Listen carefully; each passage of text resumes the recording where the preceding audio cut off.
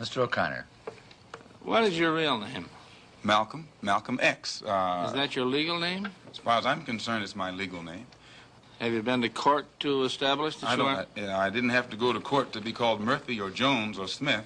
Excuse me for answering you this way. That's all right. If a Chinese person were to say his name was Patrick Murphy, you would look at him like he's insane, because Murphy is an Irish name, a European name, or the name that has a Caucasian or white background. And a yellow person, Chinese is a yellow man, and he has nothing to do or no connection whatsoever with the name Murphy. And if it doesn't look proper for a person who is yellow or Chinese to be walking around named Murphy or Jones or Johnson or Bunch or Powell, I think it would be just as improper for a black person or the so-called Negro in this country, as we're taught by the Honorable Elijah Muhammad, to walk around with these names. And therefore he teaches us that during slavery, the same slave master who owned us put his last name on us to denote that we were his property. So that when you see a Negro today who's named Johnson, if you go back in his history, you'll find that he was once, his grandfather or one of his forefathers was owned by a white man who was named Johnson. If his name is Bunch, his grandfather was owned by a white man that was named Bunch. Would you mind telling me what your father's last name was? My father didn't know his last name. My father got his last name from his grandfather, and his grandfather got it from his grandfather, who got it from the slave master.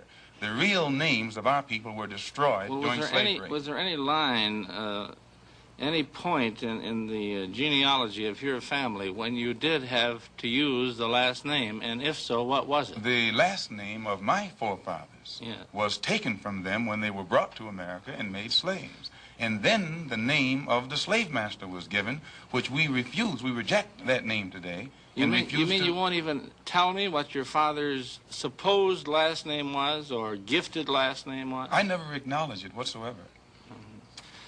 Let me ask you about the status of Elijah Muhammad. First of all, is he ill? I spoke to him today. He is in better health than he has been. He's suffering from asthmatic bronchitis. Is that why he didn't attend your rally on last Tuesday? Yeah, the only reason that he didn't attend was his ill condition, and the weather here, especially on that particular day, was of such nature that it would have been almost insane for him to come. Well, now, did you hold that meeting last Tuesday because it coincided with the general election, the primary election? I think if you study the history of Mr. Muhammad's work and religious work in this country, we've had our convention on February the 26th every year for, I think, the past 33 years.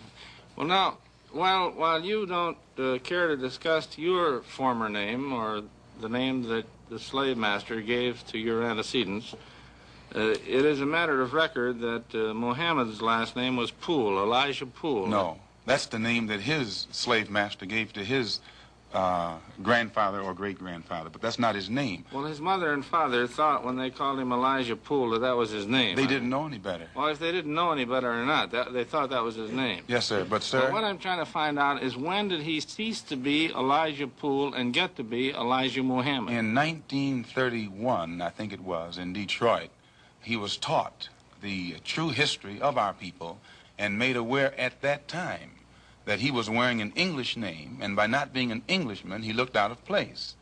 And his teacher gave him the name that he's wearing today, Muhammad, Elijah Muhammad. All right, now when did he become what he purports to be in your literature, the son of Allah? I've never heard the Honorable Elijah Muhammad referred to as the son of Allah. The prophet of Allah. I've never heard him referred to as the prophet of Allah. What do you refer to him Messenger of Allah. All right, the messenger of Allah, and I appreciate the correction. Yes, he says that a prophet is somebody who predicts the future, and he's not predicting the future, whereas a messenger is someone who carries a message that has been given to him by one who authors that message. Well, now, who gave him the message, and to whom is it supposed to be delivered? Master W.F. Muhammad, the one who taught him, is the author of the message. He gave it to the Honorable Elijah Muhammad, which makes him the messenger. And he's to deliver that message of truth and righteousness to the 20 million American so-called Negroes, which means he's to teach us the truth, which will awaken us, and then show us how to live a life of righteousness, which will automatically qualify us for recognition as human beings by all other righteous human beings here on this earth. Well, now, one other question. With reference to what Mr. Hurlbut asked you a little bit ago, you took a very moderate position of wanting independence without having any hatred for the whites. Do I understand that correctly? Hatred is not involved in it whatsoever. Well, I recall in a recent plane crash, I mean 2 or 3 years ago, or less than that, a charter flight on Air France in which a group of people from Atlanta, Georgia, were, as they say in the business, as they took off from Orly Field. And you were quoted at that time as expressing great gratification that this tragedy had occurred. Do you recall that? I recall it. What did you say? Do you remember? The press misinterpreted it and misrepresented it. What did you say? They said that it was made at a Muslim meeting. It wasn't. It was made at a rally of Negroes, Baptist, Methodist, Catholic, and otherwise in Los Angeles, who were rallying to protest the brutal shooting of 7 unarmed Negroes and what did you by say? heavily armed white policemen in the city of Los Angeles. And because we are a people who have been taught by the Honorable Elijah Muhammad to never carry weapons of any kind, but to get on God's side and rely on God to fight our battles for us, at the time that these brothers were shot down so brutally, I pointed out at the funeral of the brother who died that God would step in and take a hand in giving us some form of justice for the brutal killing of our brother.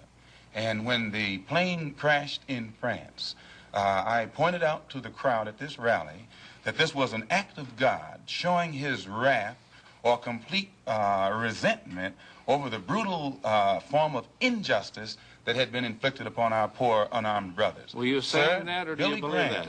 At that time, Dr. Billy Graham was in a crusade in Chicago, and the press, your papers here in this city, quoted Billy Graham of also saying that plane crash was an act of God.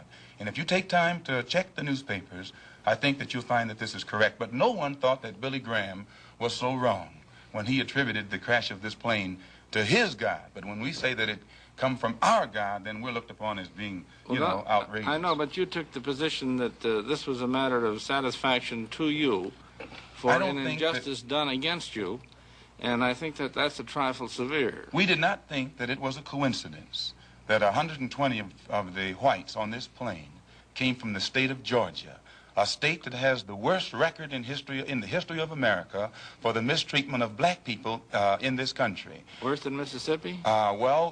They maybe are a little less Mississippi is a little less hypocritical today than Georgia, but both of them are still practicing the same thing. Now the whites in Georgia bite Negroes with a smile, whereas they used to bite them with a growl. But they're still being bitten, and we don't think that it is any worse to be bitten with a smile than it is to be bitten with a growl. Mr. Calvert. While we're on the subject of Mississippi, what is your organization's position of what happened in Mississippi in the past 6 months? Such as what? Such as the James Meredith incident and the enrollment of him in the university. Well, the Honorable Elijah Muhammad wants justice for every one of the 20 million so-called Negroes. And to just take one Negro and stick him in college with the aid of 15,000 troops and at a cost of $6,000 is a disgrace. It's a waste of taxpayers' money. It's a farce. It's hypocrisy. Because if it's right for one Negro to be forced into that university, then every Negro in the state of Mississippi who is qualified has the same right to go to that university. And if the government is not ready and willing to enforce the right of every Negro in the state of Mississippi, then, in my opinion, sir, it's only hypocrisy to pretend that they are for justice by pushing one Negro in and blowing it up all over the world to make it look like they're solving the problem when millions of black people in that state are still going to segregated schools and getting an inferior education. Does your organization encourage members to attempt to enter schools that have been known as all white in the past? The Honorable Elijah Muhammad doesn't discourage us from attending white schools, but he does say that it is better for us to go to our own schools, and after we have a thorough knowledge of ourselves, of our own kind, and racial dignity has been instilled within us, then we can go to anyone's school and we'll still retain our race pride, our racial dignity, and we will be able to avoid the subservient inferiority complex that most Negroes have or that is instilled within most Negroes who receive this sort of integrated education.